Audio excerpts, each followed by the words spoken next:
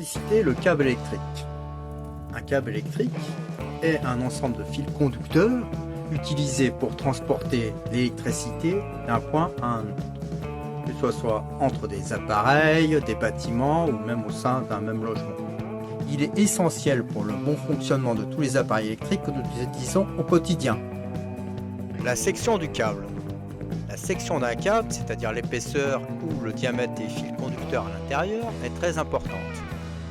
Elle se mesure en millimètres carrés et détermine la quantité de courant que le câble peut transporter en toute sécurité.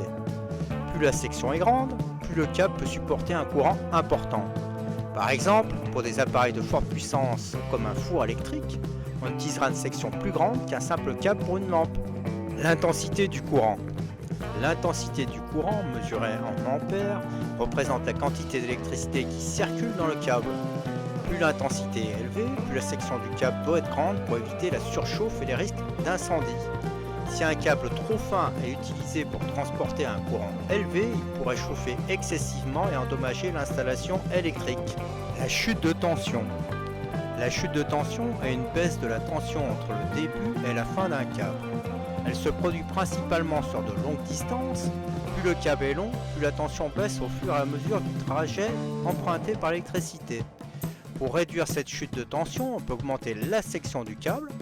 Cela permet de garder une tension suffisante à l'arrivée, notamment pour alimenter correctement des appareils sensibles. Les types de câbles électriques.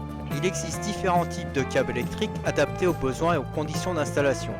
Voici quelques exemples courants.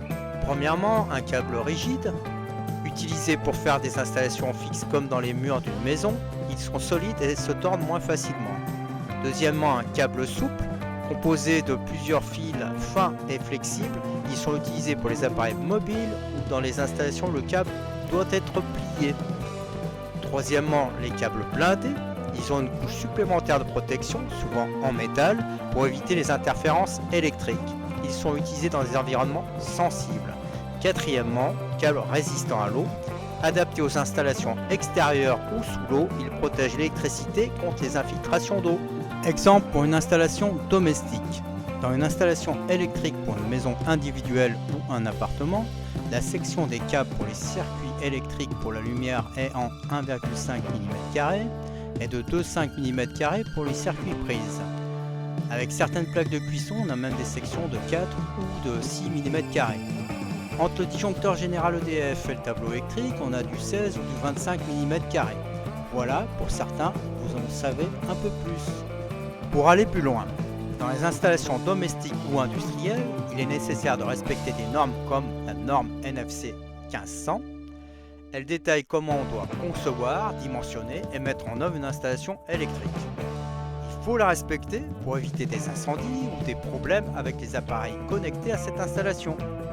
Le Consuel est une association d'utilité publique qui peut venir vérifier la conformité de l'installation électrique. Conclusion.